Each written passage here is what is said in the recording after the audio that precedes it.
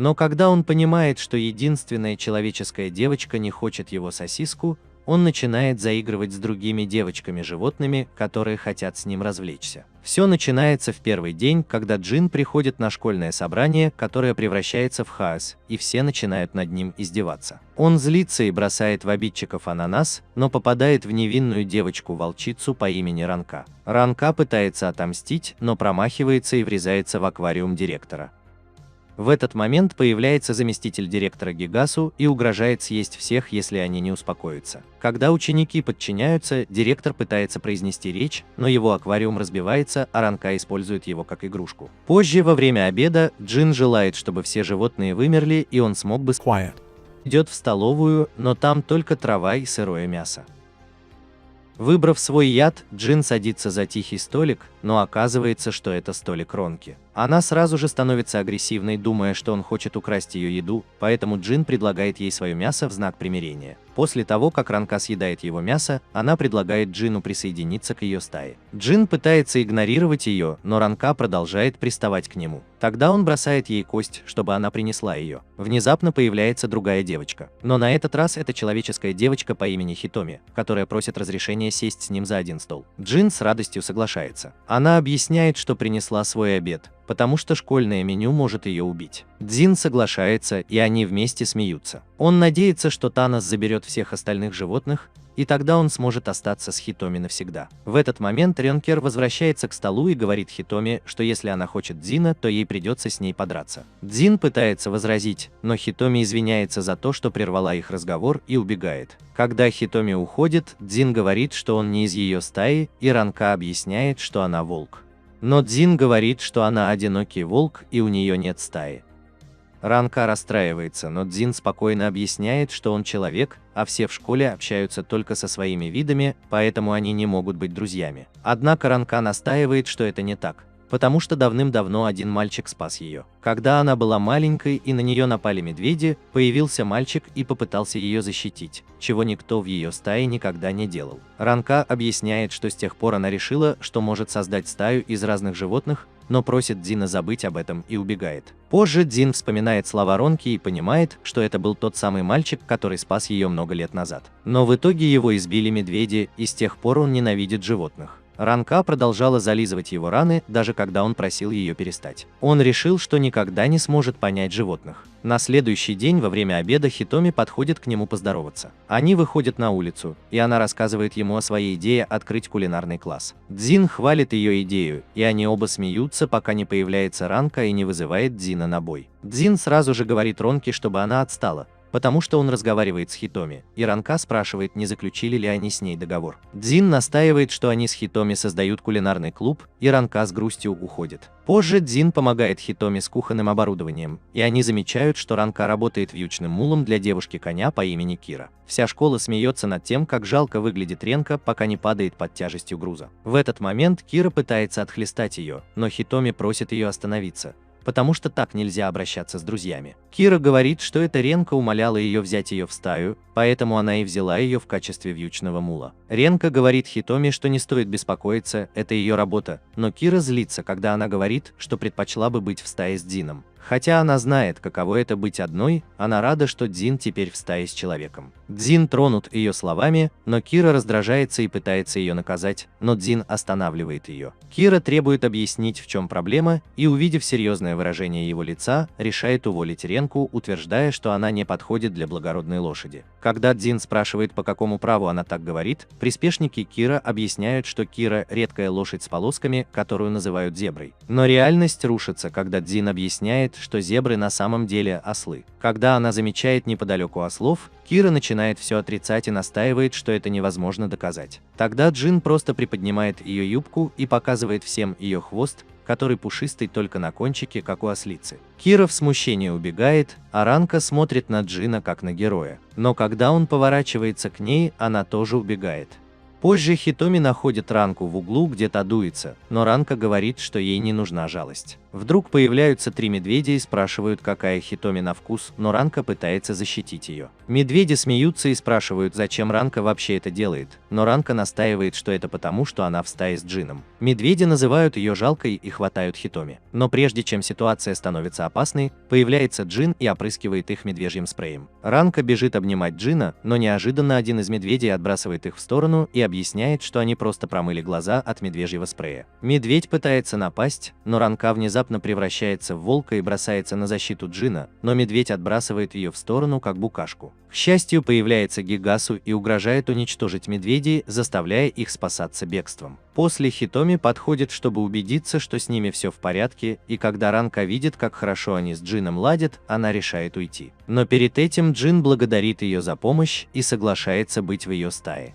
Тогда Ранка прыгает на него и целует, пока его лицо не покрывается волчьей слюной. Джин пытается убедить Хитоми, что все не так, как кажется. Ранка тоже подпрыгивает от радости и приветствует Хитоми в стае. На следующий день Джин говорит Ронке, что они будут проверять, достаточно ли она хороша для кулинарного клуба. Если она не сможет приготовить что-нибудь вкусное, то вылетит. Внезапно, откуда ни возьмись, появляется девочка-коала по имени Камори и говорит, что тоже хочет вступить в клуб. Джин замечает, что коалы едят эвкалипт, и Камори признается, что это единственное, что они едят, поэтому она хочет попробовать что-нибудь другое. Джин считает, что это просто опыт, но Камори говорит, что на самом деле она ищет что-то, что ела раньше, но это было так давно, что она уже не помнит, что это было. Хитоми спрашивает, может ли кто-нибудь из ее семьи знать, но Камори объясняет, что ее мама разозлилась, когда она спросила, и отказалась говорить. Когда Джин соглашается дать ей попробовать, Камори начинает нарезать, крошить и жарить, пока не получается приличная паста с эвкалиптом. Хитоми и Джин удивляются, насколько вкусно это получается, а Ранка забывает о своей гордости и ест. Джин понимает, что его план не сработал.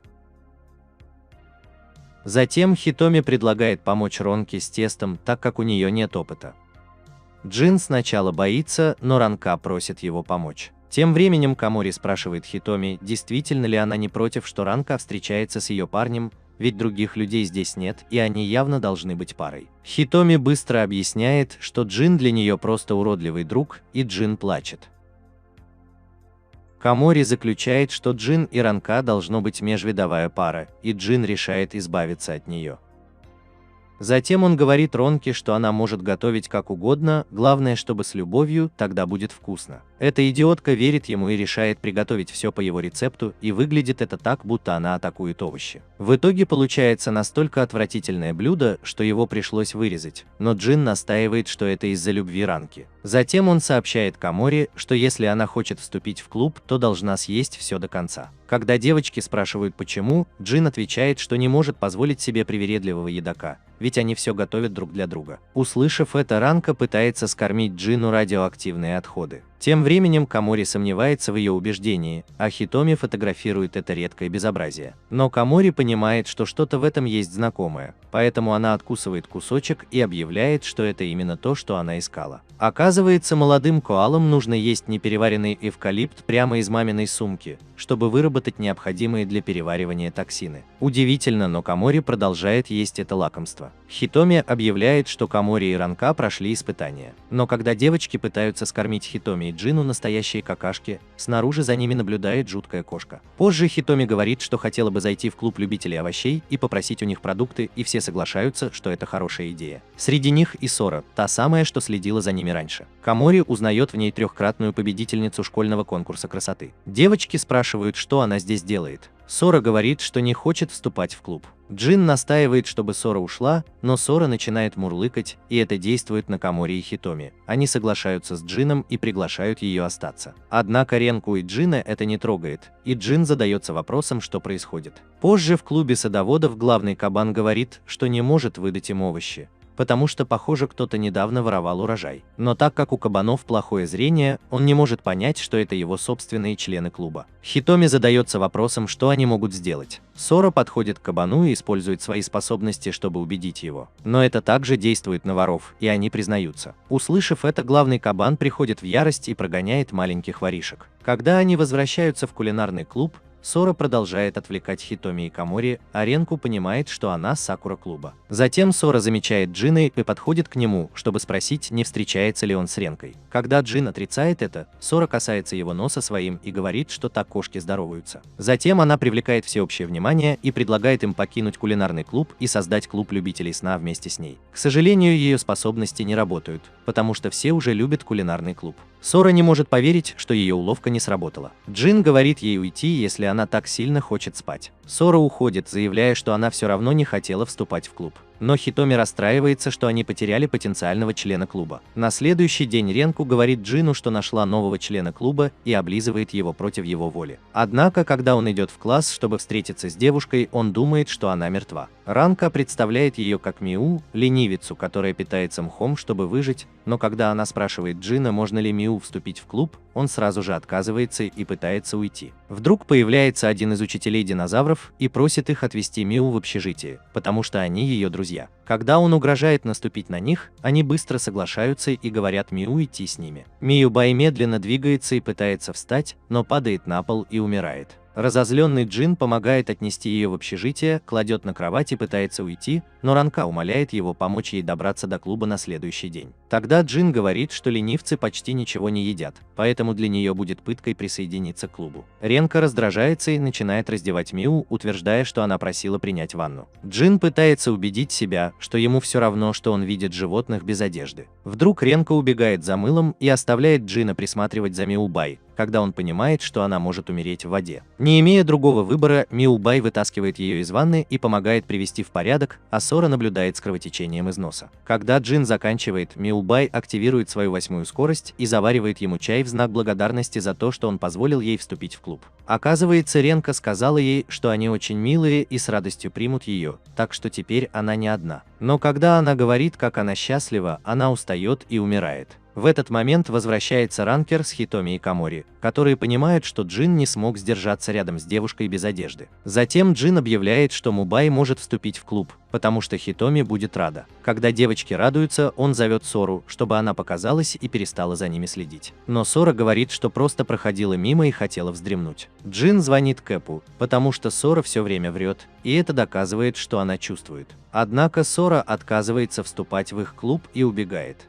На следующий день в клубе Хитоми говорит ребятам, что президент прислал им кучу овощей и что теперь они могут есть их первыми. Затем она говорит Джину, что возможно у них будет новая участница, потому что они видят, как Сора подглядывает за ними в окно. Через несколько минут они садятся есть соус карри, приготовленный из овощей, но Миу-бай не привыкла к новой еде и умирает. На следующий день президент школьного совета Микки просит учеников сообщать о любых неестественных межвидовых отношениях, предупреждая, что некоторые уже этим занимаются. После собрания Микки возвращается в свое логово, где снимает одежду и присоединяется к своим братьям-кротам, которые обращаются с ней как с королевой. Микки жалуется, что ей приходится носить одежду на людях, что она считает унизительным, но другие кроты уверяют ее, что ничего не видели. Затем Микки спрашивает о кулинарном клубе, и кроты показывают, как они снимали Хитоми, когда она убегала. Затем они показывают Миу-бай, которая умирает. После этого они показывают Камори, которая снова охотится за вкусной едой, но когда ее спрашивают, что она ела вкуснее всего, она отвечает, что это отходы ее мамы. Микки спрашивает, это ли самое вкусное. Сора говорит, что Джин член этой нечестивой группы, но предупреждает, что она кошка. Микки понимает, но спрашивает, как вообще образовалась эта группа. Она спрашивает про Джин и Ронку. Крысы предупреждают, что у Микки может случиться сердечный приступ от шока, но она настаивает на том, что должна выполнить свой долг. Когда она видит, как Ранка облизывает Джин, она едва сдерживается. Затем она заявляет, что Джин – источник зла, потому что он пытается создать гарем из разных видов и приказывает своим людям найти доказательства. Позже крысы записывают, как Джин готовит вместе с Хитоми, но когда он отвлекается на свои мысли, появляется Ранка и облизывает его. Джин предупреждает, что Хитоми самое важное в кулинарном клубе, но Ранка просто переключается на облизывание Хитоми. Джин пытается оттащить Ронку, когда внезапно появляется группа львиц и требует, чтобы Джин представился. Когда Джин спрашивает, что им нужно, они хватают его и пытаются увести, но Ранка настаивает, что они не могут, потому что он ее напарник. Но они хватают и ее тоже и уходят. Через несколько минут они приходят к главному льву в школе, которого зовут Кинг. Джин пытается выяснить у Мифасы, что происходит, но Ренка вмешивается со своими разговорами.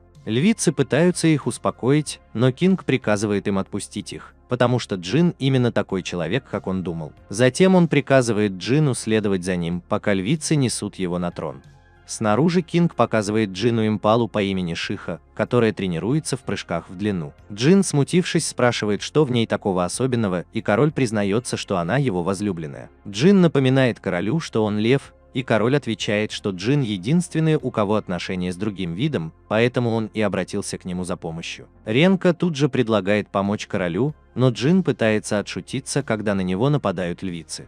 Пока Джину достается от львиц, король умоляет его дать совет. Позже обезображенный Джин напоминает королю, что Микки запрещает отношения между разными видами. Но король настаивает, что его чувства возникли сами по себе. Тогда Джин спрашивает, что заставило его влюбиться в нее. Король объясняет, что несколько дней назад, когда он с нетерпением ждал обеда, он выглянул в окно и увидел Шиха, и это была любовь с первого взгляда. Джин говорит, что это был просто голод. Но король настаивает, что это было нечто большее. Услышав это, Ранка спрашивает, говорил ли он ей о своих чувствах. Король сетует, что пытался несколько раз, но из гарема не сбежать. Джин тут же требует, чтобы король сам пошел к ней, и удивляется, как ему вообще удалось обзавестись гаремом. Король признается, что его единственная задача – побеждать других львов, которые хотят забрать его гарем. Джин спрашивает девушек, только ли ради его силы они здесь, но они объясняют, что их больше привлекает его грива, и если с ней что-то случится, они уйдут к молочнику.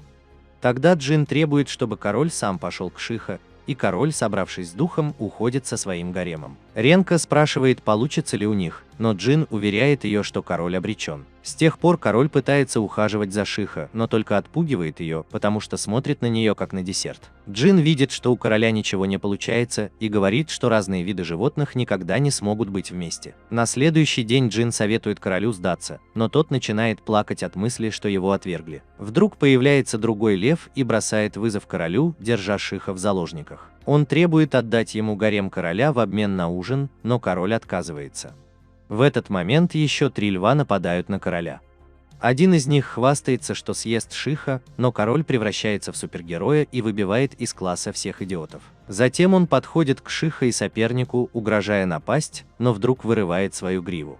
После этого он говорит льву-неудачнику, что если тот не оставит Шиха в покое, то лишится своего гарема. Девушки тут же бросают его. Король извиняется за то, что втянул Шиха в свои проблемы, и она спрашивает, о чем он хотел поговорить. Король признается, что хочет быть ее парнем, но Шиха объясняет, что у нее нет течки, и спрашивает, могут ли они просто дружить без всяких обязательств. Король соглашается. Джин удивляется, что король все-таки добился девушки. Вроде как, крысы показывают Микки счастливый конец. Но Шиха настаивает, что Джин теперь помогает другим животным создавать неестественные отношения. Поэтому она приказывает крысам привести Джина к ней, но они говорят, что Джин отказался идти куда-либо с говорящими грызунами. У Микки нет выбора, и она неохотно надевает свою одежду и идет в кулинарный клуб. По дороге Сора замечает их, поэтому ее парни решили пожертвовать собой, чтобы защитить ее и ее миссию. Когда Микки пришла в клуб, она сняла с себя одежду и обвинила Джина в том, что он культурный человек и создает неестественные гаремы. Джин отрицает обвинение, но тут заходит Кинг и предлагает научить его, как создавать гаремы в обмен на помощь. Тогда Микки объявляет, что кулинарный клуб распущен, но Хитоми просит ее передумать, потому что они просто хотели готовить. Микки говорит, чтобы она выгнала из клуба всех, кто не является человеком, и Джин рад это слышать, пока не заходит Ренка с крысами-землеройками, которые говорят, что она их спасла. Они умоляют Микки передумать, потому что члены клуба, очевидно, просто друзья. Микки соглашается, но настаивает, что они будут внимательно за ними следить, и уходит. Из-за того, что король умер, его трон опустел, и это привело к самой большой территориальной войне в школе. Тем не менее, в то утро Джин пришел в школу с Ронкой на поводке, когда она вдруг поняла, что она его питомец. Джин настаивал, что иначе он не пойдет с ней в школу, и она начала возмущаться. Позже в кулинарном клубе Джин спрашивает Ронку, почему она не участвует в войне за территорию. Но она настаивает, что ее территория там, где он. Ребята решили, что война не так уж важна, если учителя не вмешиваются. Но Камори рассказывает, что новый король получит еду на 100 лет вперед и сможет делать все, что захочет.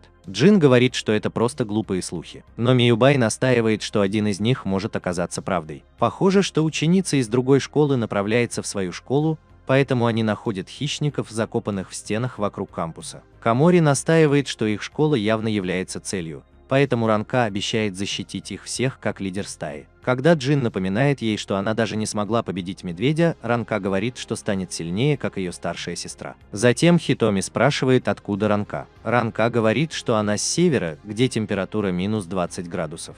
Когда ей было холодно, сестра разрешала ей надевать свое пальто. Но когда Ранка захотела уйти и создать стаю из других животных, они поссорились и с тех пор не разговаривают.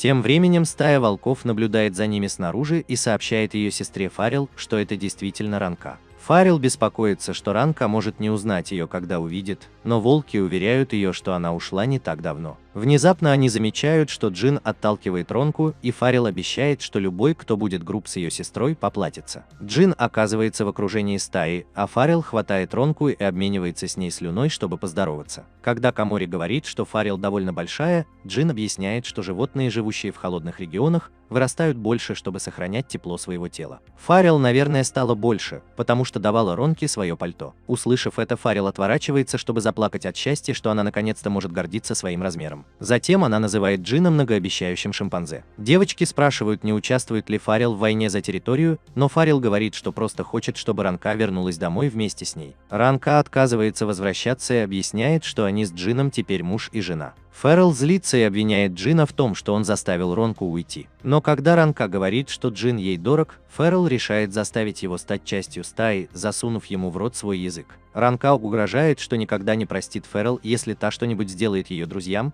и Фарил злится на Ронку за то, что та не подчиняется ей и пытается напасть. Но Ранка говорит, что возненавидит ее, если она не уйдет. Фарил тут же теряет сознание, и остальные члены стаи уносят ее, а Ранка сокрушается, что ей приходится иметь дело с сумасшедшей сестрой. Тем временем Шиха расстается с Кингом, чтобы больше времени уделять тренировкам. Затем она убегает, оставив Кинга разбитым. В это время Фарил прячет нескольких хищников в стенах, когда появляется гиена по имени Джина и спрашивает, не они ли устроили беспорядок в их школе. Волк объясняет, что они просто защищали кого-то, но Джина говорит, что хочет сразиться с самым сильным. Они готовятся к бою, но Фарил слышит, что ее сестра где-то рядом, и убегает, чтобы спрятаться. Йена удивляется, что такого особенного в Ронке, что она так напугала это огромное чудовище. Внезапно появляется стая львов, чтобы бросить им вызов, потому что они прогнали гигантского волка. Ранка пытается защитить Джина, но львы смеются ей в лицо и нападают. Но Йена первой расправляется с ними. Оказывается, гиены – отличные охотники и единственные хищники, которые могут победить льва в бою. Йена расправляется с ними, как с мусором на полу. Некоторые гиены-самки подбадривают ее, что раздражает Йену. Затем Йена идет к Джину, чтобы сказать, что ей нужна защита, как у Рёнки. Джин говорит, что Йена тоже девушка. Остальные гиены беспокоятся, что Джин может поплатиться жизнью за то, что раскрыл правду. Но Йена просто уходит, не желая ничего слышать. Позже в кулинарном клубе Джин застает Йену, которая нюхает Хитоми, и сердито спрашивает, чего она хочет. Йена настаивает, что не уйдет, пока Джин не признает, что она девушка. Джин быстро соглашается, чтобы избавиться от нее, но Юна не верит ему, демонстрируя свою невероятную силу, показывая, что она может сделать с большой твердой костью. Джин говорит, что девушки-гиены тоже так могут.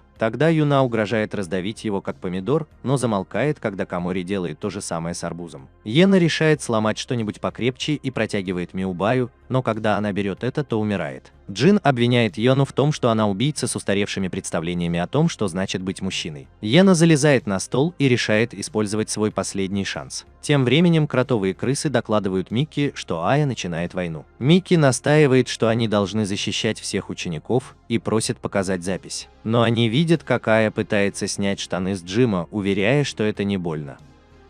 Ая говорит, что может доказать, что она девушка, и вспоминает, как другие гиены дразнили ее за то, что она девушка. Когда она вернулась домой, отец извинился, что может дать ей только вещи, которые носят мальчики, и Йена сказала, что ненавидит свое лицо. Но в тот день отец напомнил ей, что она похожа на свою покойную маму, которая могла победить даже льва. Вернувшись в настоящее, Джин сообщает, что даже у самок гиен есть пенис, так что это ничего не доказывает. Внезапно Йена вспоминает все разговоры с семьей и понимает, что она действительно девушка. Все в клубе радуются, что она наконец избавилась от заблуждения. Но Йена настаивает, что все это ложь, и выбегает из клуба в слезах. После этого Ранка говорит Джину, какой он хороший, и прыгает на него, чтобы облизать его лицо. Ферил наблюдает за ними снаружи и радуется, что с Ронкой все в порядке, но все равно хочет убить Джина. Комори говорит, что Ферил, похоже, все еще следит за ними, и Ранка требует, чтобы она ушла. Через несколько дней в школе объявляют о спортивном празднике, и Ранка радуется, что их клуб будет участвовать. Но все остальные отказываются, потому что уверены, что проиграют. Однако, когда Ранка остается одна, Миюбай говорит, что хочет участвовать. Ранка обещает быть рядом с ней на каждом этапе. Позже Ранка и Миюбай пытаются подготовиться к забегу на 3 ногах, но Миюбай падает и умирает после первого же шага. Внезапно появляются кротовые крысы и говорят, что Миюбай наступила на одного из их мужчин. Освободив его, они объясняют, что проводят ремонт на территории школы, но постоянно попадают в аварии. Ранка предлагает им помочь, что также послужит тренировкой для Миюбай, чтобы развить выносливость. К сожалению, Миюбай ужасно медлительна, но когда они вспоминают, что должны Роки, крысы соглашаются работать вместе. Однако, когда Миюбай все равно умирает, они понимают, что ничего не получается. Позже Хитоми и Джин идут на поле. И Джин спрашивает, не хочет ли Хитоми признаться, но на самом деле она просто показывает ему, что Ранка и Миюбай тайно готовятся к спортивному празднику. Каким-то образом кротовые крысы тоже вдохновились, когда увидели, что Мубай не сдается, и пожелали ему удачи в соревнованиях.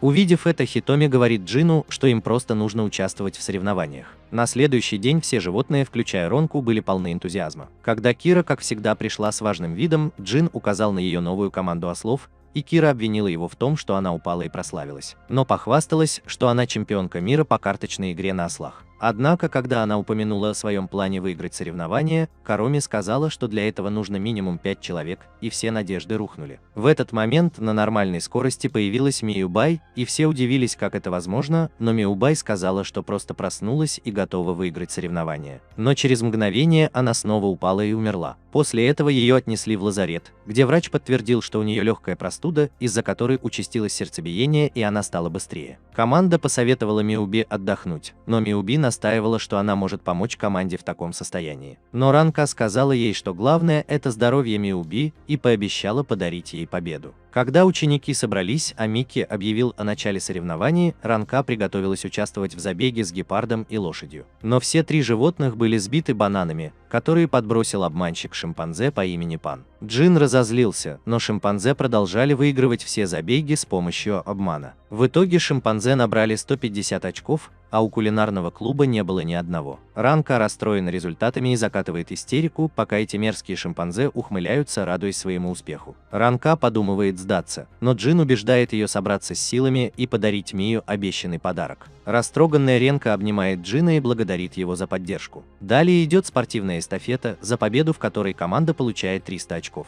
Кира и шимпанзе раздают карты, а Кира сокрушается, что у него нет возможности заработать комнату в клубе. Затем появляется Джин и говорит шимпанзе участвовать в эстафете. Но когда они почти сдаются на снегу, Джин говорит им, что Наполеон смог пересечь Альпы, потому что ехал на ослах. Услышав это, шимпанзе воодушевляются и обгоняют шимпанзе. Далее идет соревнование по армрестлингу. Камори сражается с гориллой и побеждает благодаря легенде о том, что ее сила хвата достигает тонны. Тем временем шимпанзе злятся, что люди их догоняют, и Пан предлагает что-то с этим сделать. Позже Хитоми готовится к заплыву, но когда девочки начинают волноваться, она решает выложиться по полной, ведь Джин тоже участвовал в 3-м соревновании, превратившись в мумию, чтобы выиграть заплыв. Хитоми готовится к заплыву, но тут появляются шимпанзе и усыпляют ее газом. Позже Джин приходит в лазарет в виде зомби, но приходит в себя, когда слышит, что Хитоми в беде.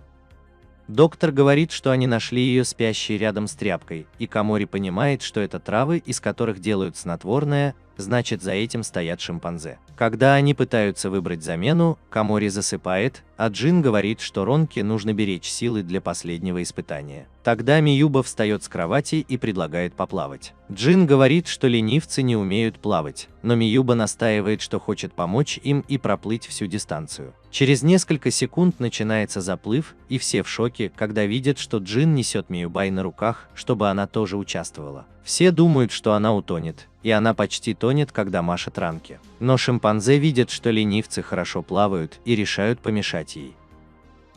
Джин беспокоится, что Миюбай не сможет доплыть, но Ранка говорит, что они долго тренировались и нужно верить в Миюбай. Вдруг появляется Пан с уродливой мордой и лодкой. Она пытается помешать Миюбай, но та вырывается вперед. Миюбай начинает тонуть, и Джин бросает ей мальчика, чтобы она схватилась за него, но Мию игнорирует его и продолжает плыть. Тогда остальные ученики понимают, что Миюбай может выиграть, и начинают подбадривать ее. Даже гиены и кроты. Миюбай останавливается, чтобы помахать, и начинает тонуть, но Джин угрожает убить ее, если она не доплывет. Через несколько секунд Миюбай доплывает до финиша, и Ранка вытаскивает ее и поздравляет.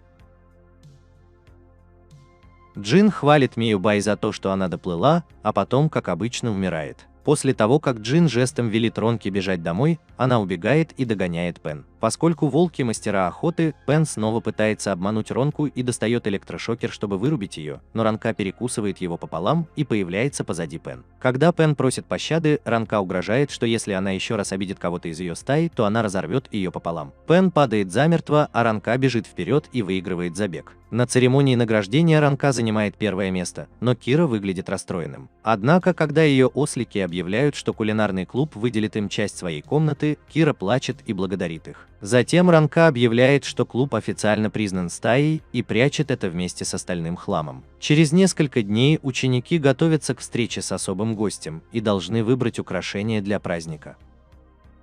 Пока все выбирают что-то простое, Ранка выбирает что-то очень сложное. В итоге Джин сам выполняет всю ручную работу.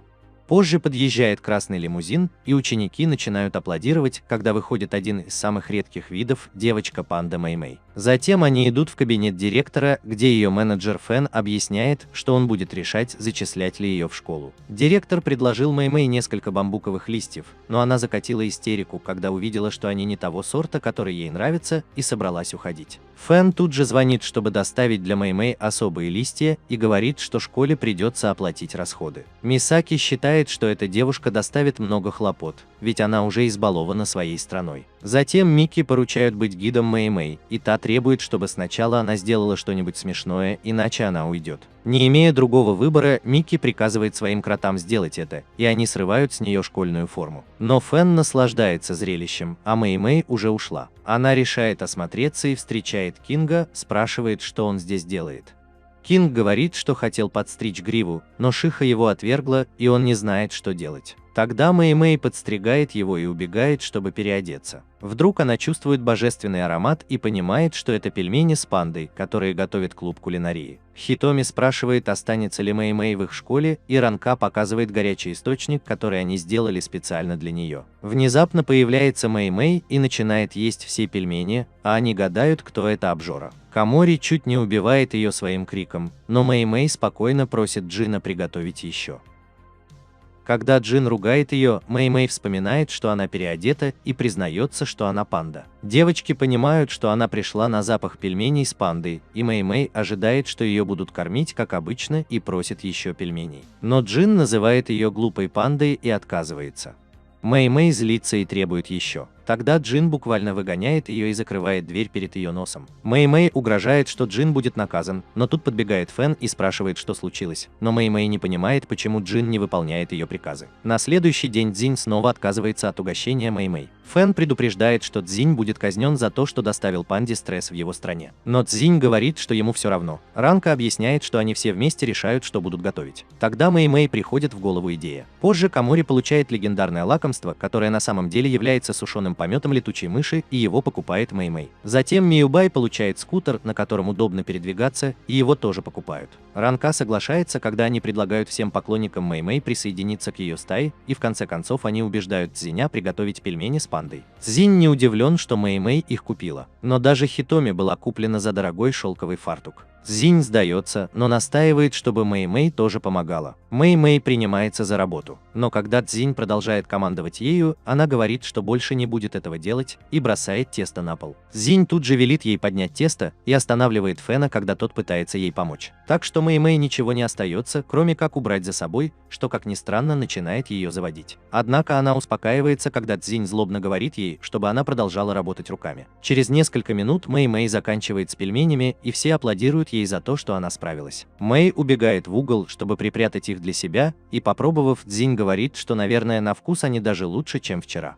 Тогда Ренка спрашивает, не хочет ли Мэй-Мэй вступить в клуб. Но Фэн перебивает его и говорит, что еще не решил, будет ли она вообще учиться. Ренка уверяет его, что Цзинь всегда был добрым. Но Джин говорит, что им не нужна эгоистичная панда. Мэй-Мэй спрашивает, что ей нужно сделать, чтобы попасть в клуб. Тогда Джин затыкает Ронке рот и говорит, что ей нужно получить согласие всех членов клуба, а их всего 2. На следующий день Мэй-Мэй приходит в школу, решив записаться в клуб. Когда она заходит, то думает, кто же второй член клуба, но решает, что это не важно, ведь она панда.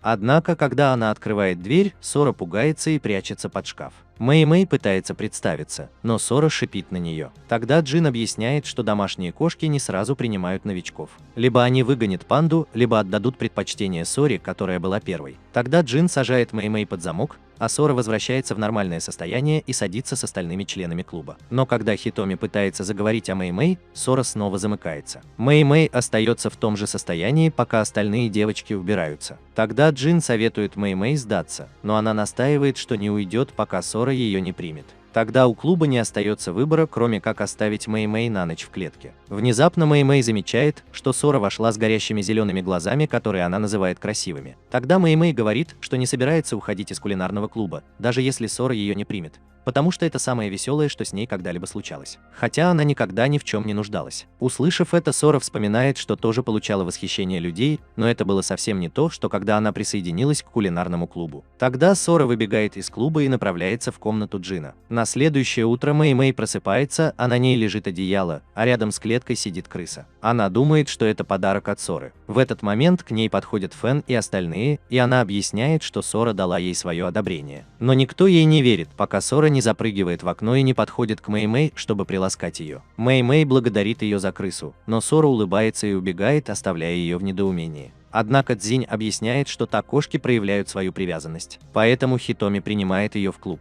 Ранка говорит ей, что она должна лизнуть босса в знак того, что они теперь одна стая. Но Мэй-Мэй вместо этого облизывает Цзинь. Когда Ранка объясняет, что она имела в виду себя, Мэй-Мэй обвиняет Цзинь в том, что та ее обманула. Позже девочки купаются в горячем источнике, который построил Цзинь. Ранка удивляется, как Мэй-Мэй не простудилась, но та отвечает, что у нее было одеяло. Тем временем Цзинь простудилась и тоже тянется за одеялом. Несколько дней спустя отец и брат Ины спрашивают, как она себя чувствует, будучи девушкой, и она отвечает, что ничего не изменилось. Они говорят ей, что она может быть собой, даже если она не похожа на девушку, и Ина понимает, что даже не знает, каково это быть девушкой. Позже в школе Ина выпускает нескольких хищников и продолжает думать, почему она не чувствует себя девушкой. Она понимает, что ей нужен кто-то, на кого она могла бы равняться, и тут к ней подходит Хитоми и протягивает ей платок, от которого пахнет женственностью. Тем временем Фаррелл продолжает наблюдать за Ронкой из тени, восхищаясь ее красотой. Вдруг появляется маленький медоед и просит принять его в стаю. Она представляется как Анимицу, та самая, которую Фаррелл спас на днях, когда она врезалась в стену. Анимицу говорит, что хочет стать такой же сильной, как Фаррелл, и просит принять ее в стаю. Но они объясняют, что она не волк. Тогда Анимицу указывает на Инну и спрашивает, не из стаи ли она Фаррелла. Но Инна говорит, что она просто наблюдает за Хитоми и учится быть женщиной. Когда Инна спрашивает, кто эта маленькая заморашка, она отвечает, что она из стаи Фаррелла, но волки объясняют, что в стае может быть только одна женщина. Анимицу предлагает стать младшей сестрой Фаррелла. Но когда Фаррелл говорит, что ему нужна только Ранка, Анимицу обещает победить ее и занять ее место. Затем она бежит за Ронкой. Но прежде чем она догоняет ее, птица отвлекает ее и уводит.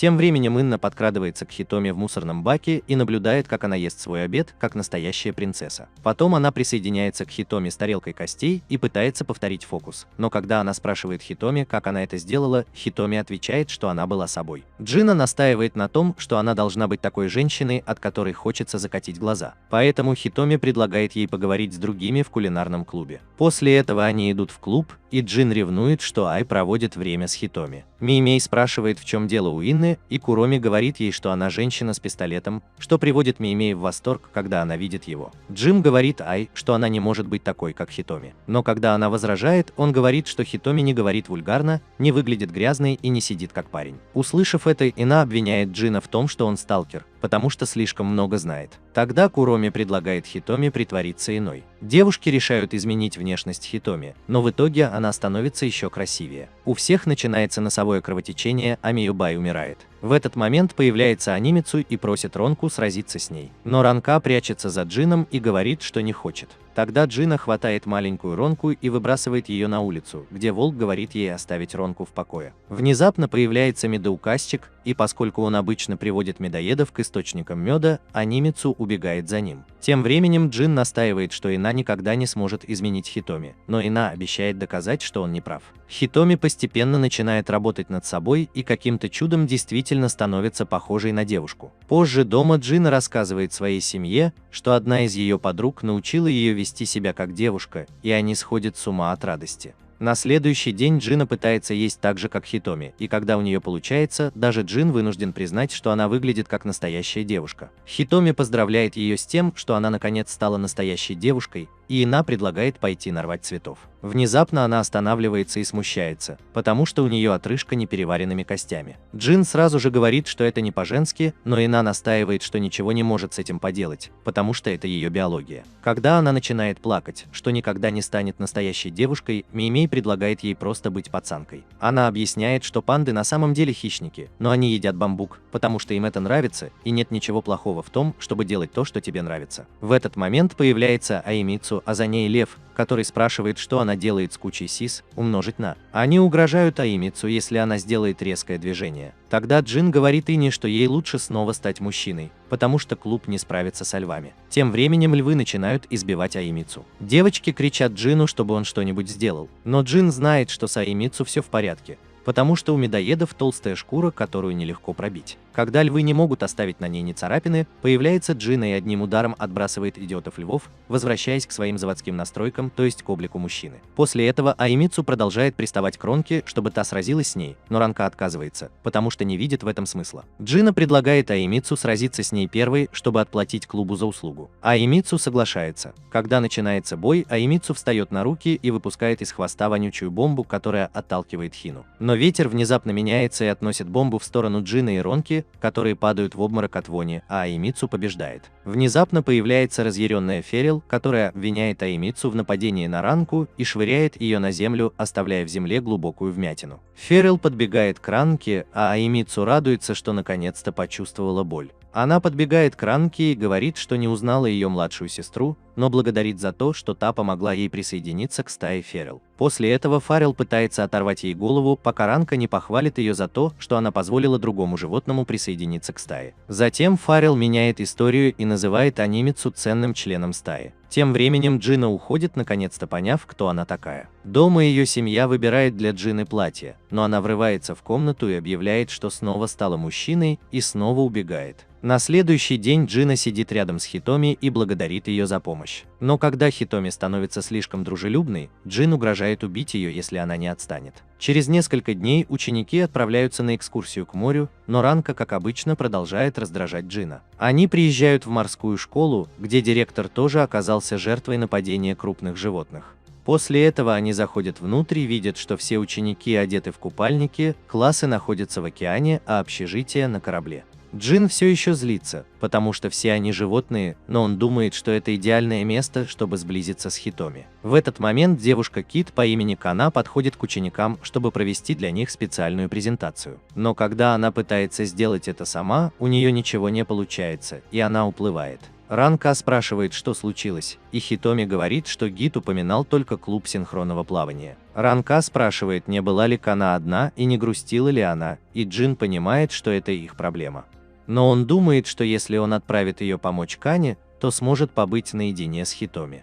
Поэтому он подбадривает Ронку, говоря, что Кане нужен босс, и отправляет ее спасать положение. К счастью, Мэй-Мэй тоже решает пойти, и Джин рад от нее избавиться. Через несколько мгновений Ранка предлагает Мэй-Мэй научить ее секретам шоу-бизнеса. К сожалению, когда она просит Фэн принести ей наряд, она просто демонстрирует то, что обычно делает в образе панды, и выглядит это не впечатляюще. Затем Кана говорит, что их клуб синхронного плавания очень хорош. Когда Ранка спрашивает о них, Кана отвечает, что они школьные идолы, и она хотела бы плавать с ними, но они не берут ее в клуб.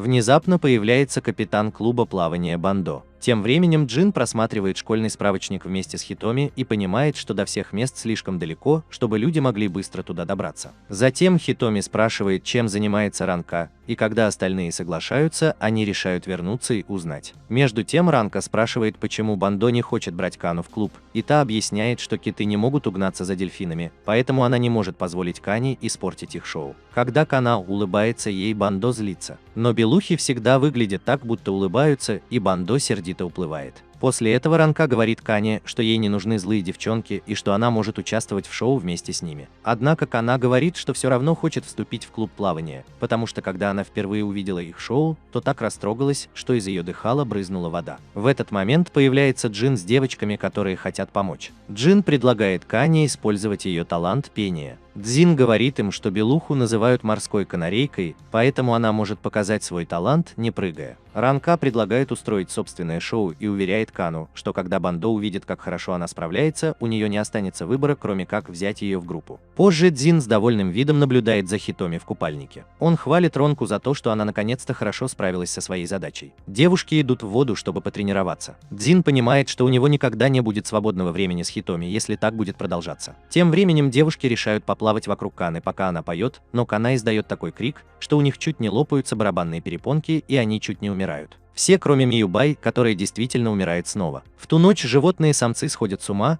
а Дзин проклинает тот день, когда родился. Оказалось, что его соседи по комнате пара мужчин, но когда один из них говорит, что никогда не спит с одним и тем же мужчиной дважды, его партнер понимает, что есть еще один мужчина, и плачет от разбитого сердца. Дзин выходит из комнаты, когда к нему подходит Бандо и умоляет его остановить Кану. В этот момент к ней подбегают подруги, а Дзин удивляется, почему она кажется совсем другой, чем раньше. Девушки объясняют, что они спят в полсилы, поэтому когда Бандо злюка спит, ее характер меняется. Плакса Бандо говорит Дзину, что даже если Кана научится петь, киты и дельфины разные виды, поэтому они не могут быть синхронизированы. Затем она наклоняется, чтобы умолять, и засыпает. Когда она просыпается в образе Бандо злюки, она требует, чтобы Дзин остановил Кану и уходит с подругами. Позже Джин принимает ванну, когда его сосед по комнате Жираф приходит и просит потереть ему спину. Внезапно появляется его сестра Жираф и говорит Джину, что ее брат готов быть снизу. Жираф признается, что чувствует себя как Хисока всякий раз, когда смотрит на Джина, поэтому Джин решает, что пора бежать. Позже он видит, что Ренка все еще пытается помочь Кане, которая говорит, что не понимает, как пение может быть ее талантом. Однако Ренка убеждает Кану довериться Джину, ведь они смогли создать клуб из разных видов животных и даже выиграли школьный конкурс. Кана удивлена, что Ренка так доверяет Джину, но когда она начинает называть его мужем, Джин просит ее замолчать. Затем он объясняет, что белуги единственные, кто может менять форму своих желудков. Ренка уверяет Кану, что она сможет это сделать, и обещает попробовать. В день финала на побережье Кана видит толпу и говорит, что не сможет. Но Ренка подбадривает ее. Через несколько минут девушки заходят в воду, чтобы начать выступление. Бандо и остальные не впечатлены, и когда Кана не появляется, они думают, что она сбежала. Но Кана вдруг встает на воду и начинает петь, шокируя толпу.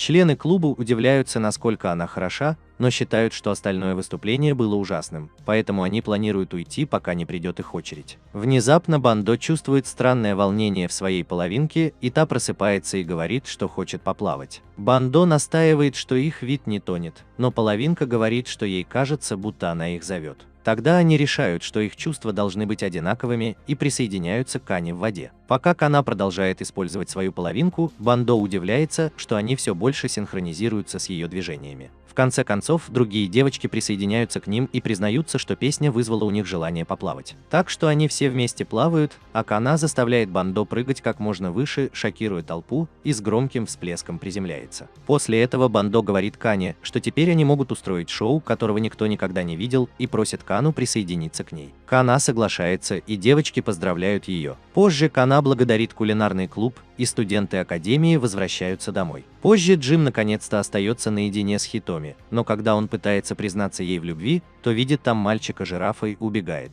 На следующий день Джин пытается отнести Миюбай в ее комнату, но когда Мейми и Ранка набрасываются на него вдвоем, он сбрасывает их и убегает. Позже Мейми замечает, что за ними подглядывает девушка по имени Минака и подбегает к ней, чтобы спросить, не фанатка ли она. Но эта странная девушка начинает биться головой о стену, пока не умирает. Позже они рассказывают об этом Джину. Он объясняет, что она, скорее всего, долгопят, и что они склонны отказываться от жизни, когда испытывают стресс. Когда Мэй-Мэй спрашивает, что могло ее так расстроить, Джин объясняет, что само присутствие Мэй-Мэй уже вызывает стресс. Позже, во время опасного для жизни урока физкультуры, Мэй-Мэй и Миюби сидят в стороне, чтобы не умереть. Однако, когда Миюби говорит, что однажды хотела бы побегать вместе со всеми, Мэй-Мэй тащит ее за собой, чтобы попробовать, и вдруг снова замечает Минака. Она решает доказать Джину, что он не прав, и пытается подойти к ней. Но когда она начинает вести себя слишком мило, Минака подпрыгивает, приземляется на голову и умирает. Миюби говорит, что она всегда умирает, когда не хочет этого, поэтому она понимает, каково это, когда Монако чувствует то же самое. Но она бы тоже умерла, не успев помочь ей. Тогда Мэй-Мэй предлагает помочь Миюби с этой сумасшедшей, просто чтобы доказать Джину, что он не прав.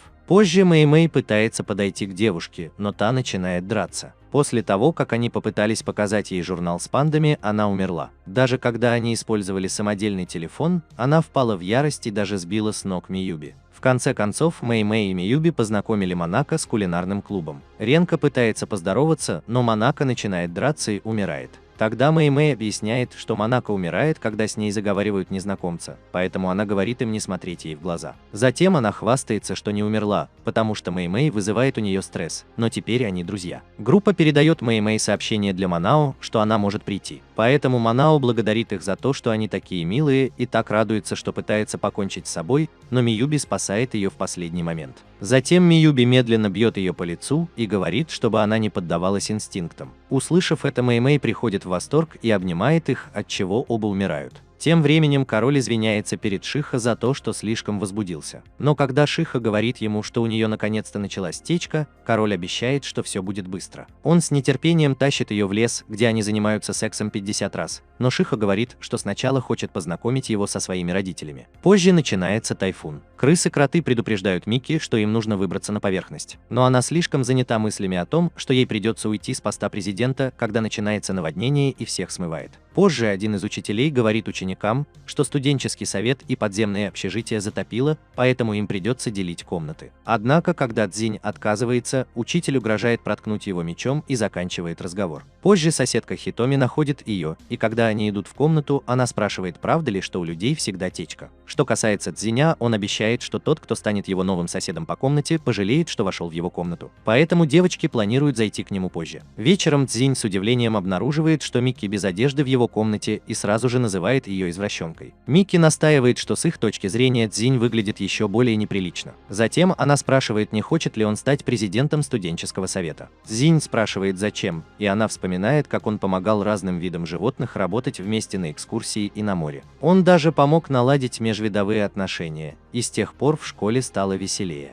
Тогда Микки понимает, что ученики хотят того же, что уже делает Цзинь. В этот момент Джин представляет, как он идет в школу с Хитоми и рассказывает, что, будучи президентом совета, он использовал свою власть, чтобы вернуть всех животных в лес. И теперь они могут быть только вдвоем. Если Ранка когда-нибудь появится, он просто даст ей кость и отправит обратно в лес, и Хитоми будет любить его еще больше. Когда Микки слышит, что он хочет учиться в школе, она говорит ему, что он не может использовать власть президента для личной выгоды. Но Джин отвечает, что она сама не очень-то заботится о достоинстве. Тогда Джин требует, чтобы она разделась перед ним. Микки ничего не остается, кроме как смущенно снять одежду. После того, как Микки меняет свое мнение о том, чтобы сделать его президентом, они слышат шум снаружи. Там они встречают нескольких учеников, которые говорят, что почти не общаются с Микки, когда она под землей. Крысы-кроты просят Микки помочь им. Поэтому Микки обещает, что встретится с каждым учеником по очереди и идет к первому. Джин сетует, что это его комната, но животные выталкивают его и продолжают встречаться с Микки, пока не уйдет последний ученик. После Микки извиняется за доставленные неудобства, но беспокоится, что все еще не согласна с межвидовыми отношениями. Джин говорит, что она разговаривала с каждым животным по отдельности, так что она больше всех вовлечена в межвидовые отношения.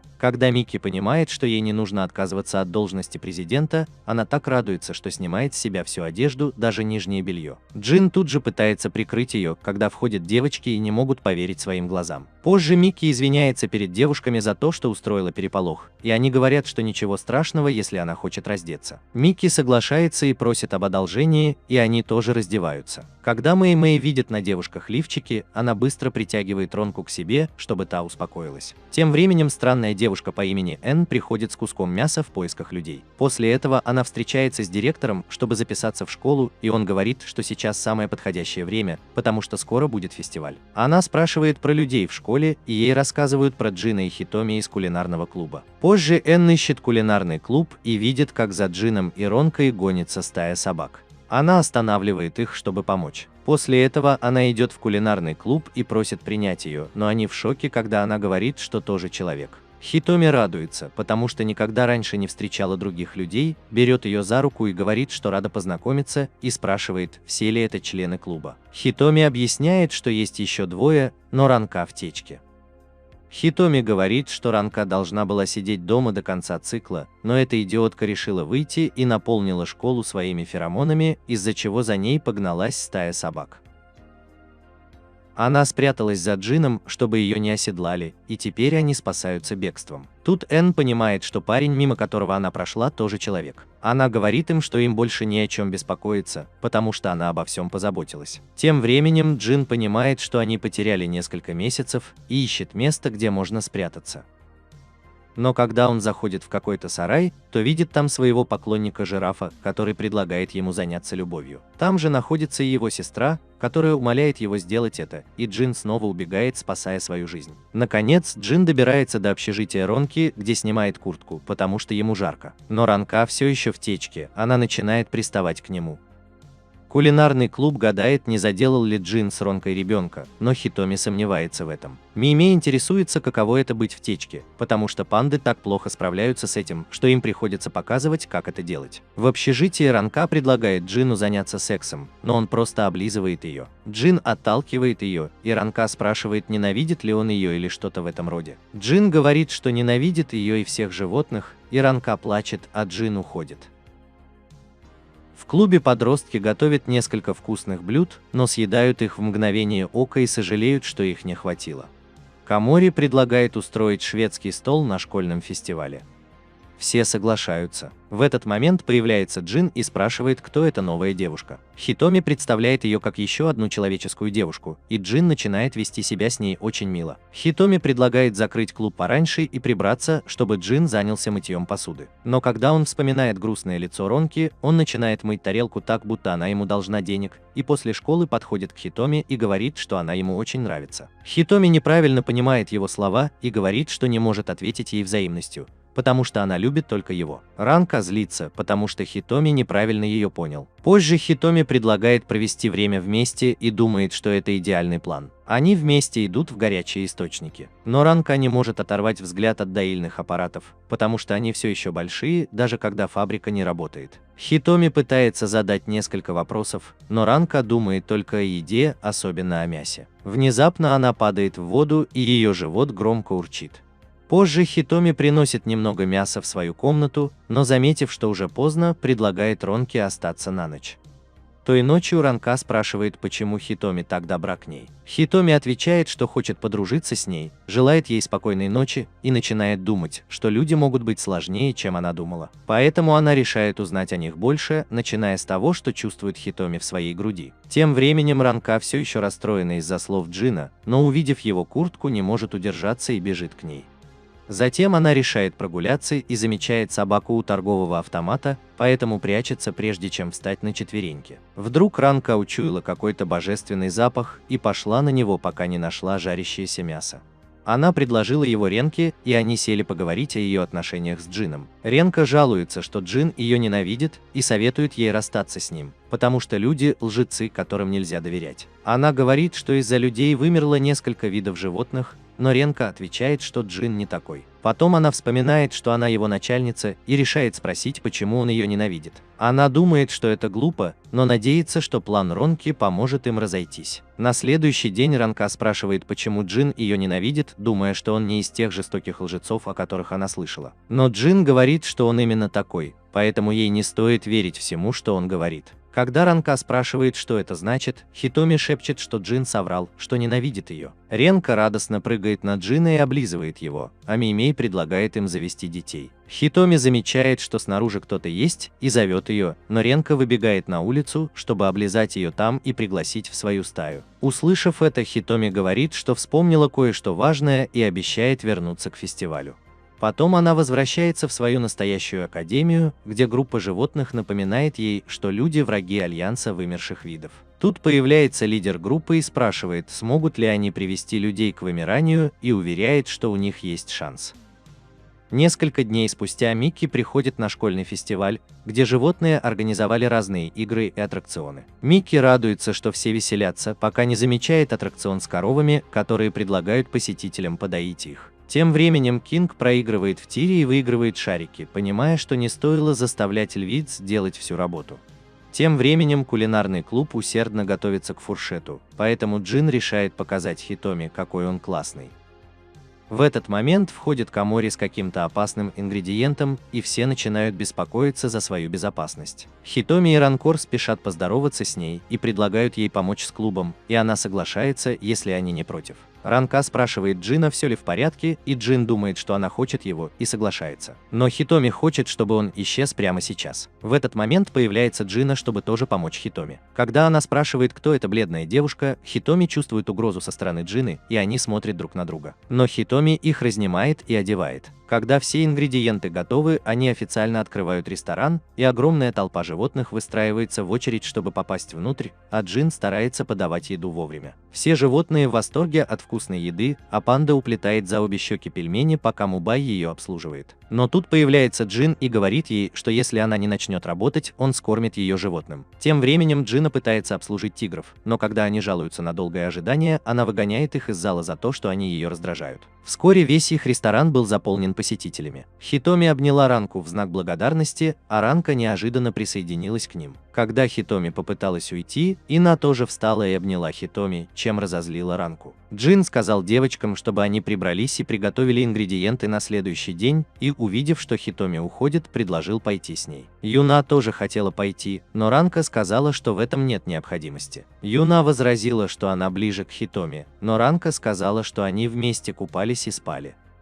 Ранка прервала их спор и велела им пожать друг другу руки. Затем она заставила их сделать это, и Йена заметила, что с Эн что-то не так. Хитоми предложил Юне пойти в кафетерий. Юна согласилась, но теперь внимательно наблюдала за Эн, зная, что она такое. Тем временем появились вымершие виды – Атлас, Янг-Янг, Вашима и Эндрю.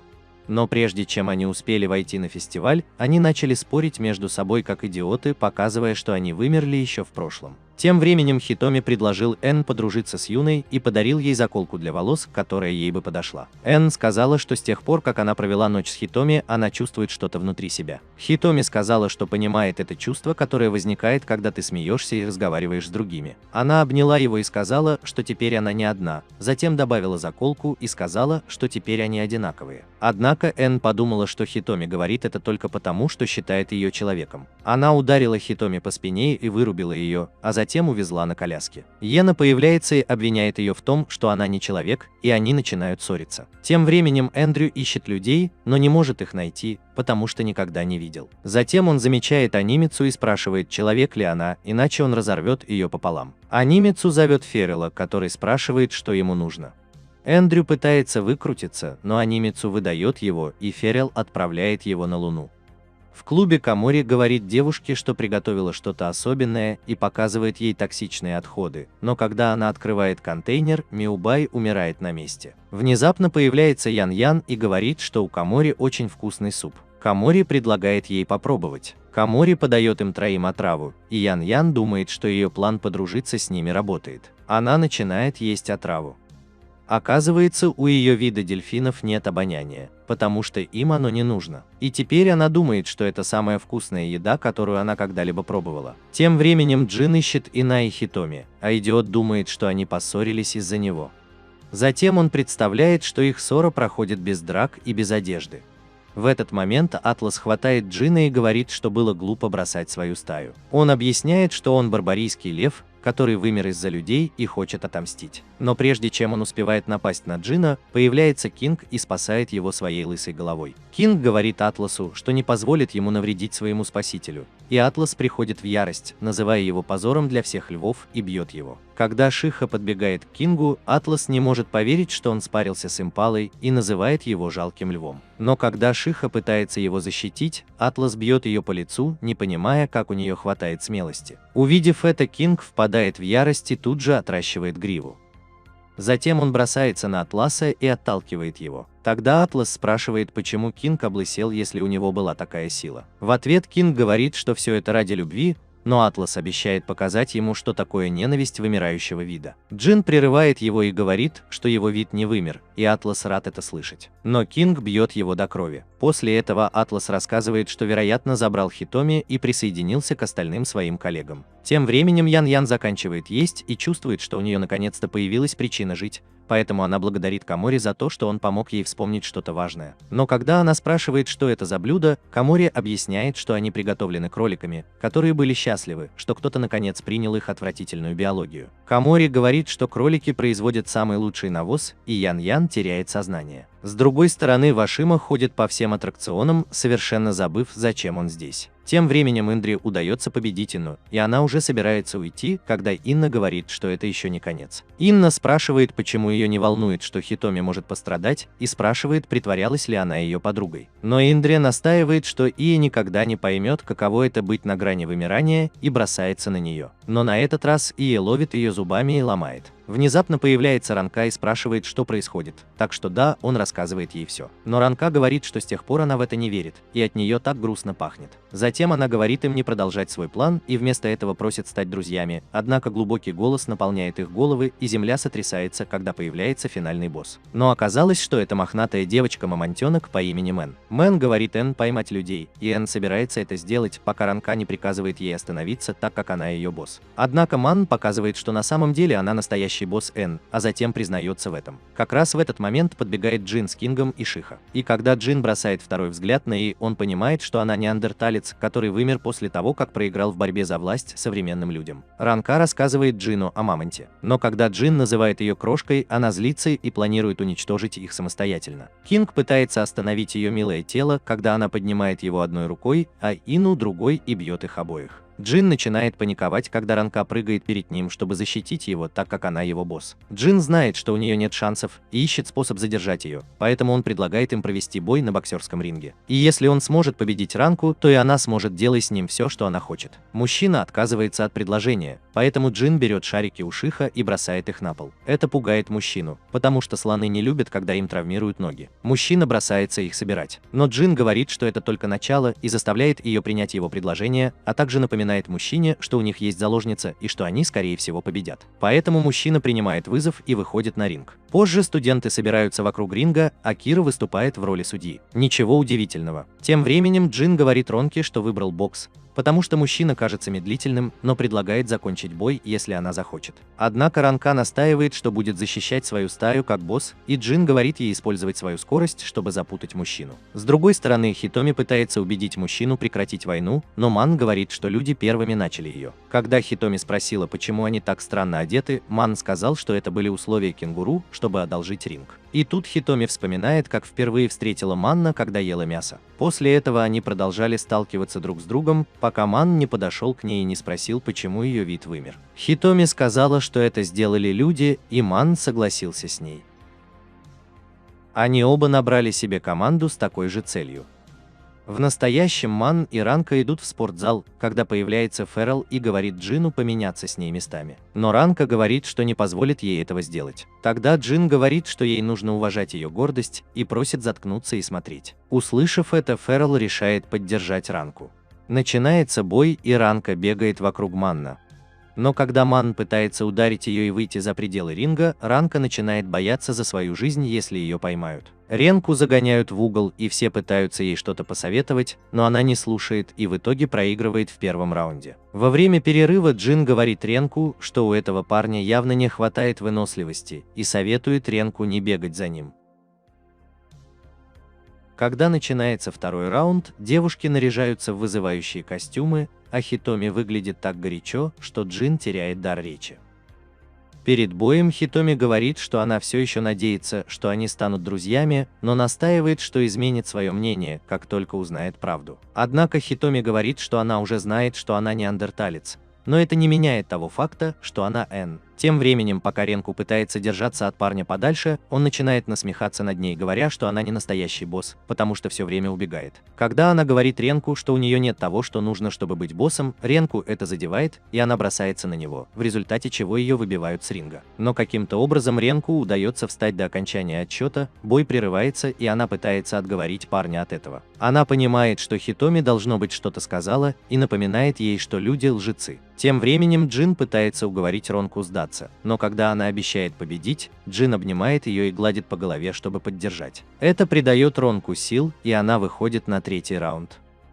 Парень пытается нанести удар первым, но внезапно устает, и Ронку открывается. Но когда она поддается на это, парень поднимает глаза и бьет ее в живот, от чего она вылетает с ринга. Но Миюбай говорит Ронке, чтобы та не сдавалась, и остальные ученики подбадривают ее, поэтому Ранка просыпается и возвращается на ринг с новыми силами. Мужчина пытается окончательно ее одолеть, но Ранка продолжает уворачиваться и изматывать его, настаивая на том, что ему не нужно этого делать. Но мужчина говорит, что они друзья, потому что у них общая цель – ненавидеть людей. Когда мужчина отказывается слушать и говорит, что она уходит из его команды и больше не будет его другом, Ранка использует возможность сказать мужчине, что она провалилась как босс, и наконец наносит удар, хотя это ничего не меняет. Но эмоциональный удар настолько силен, что мужчина падает, и Ранка выигрывает бой. После того, как они поздравляют Ронку, Хитоми предлагает обработать раны мужчины, потому что бой окончен и им больше не нужно быть врагами. И объясняет, что у людей тоже есть добрая сторона. Поэтому мужчина понимает, что именно поэтому она решила быть в стае с Хитоми. Но Ранка говорит, что должна наказать ее за предательство, и выгоняет из стаи. Поэтому она спрашивает, может ли она вернуться в свою стаю. Мужчина думает, что они потеряли общую цель, и Джин объясняет, что им не нужен общий враг, и они могут просто хотеть быть друзьями. Мужчина плачет и бросается в объятия Н, чтобы принять ее предложение. В этот момент появляется Вашима, чтобы отомстить за босса, но поскальзывается на мраморном полу и погибает.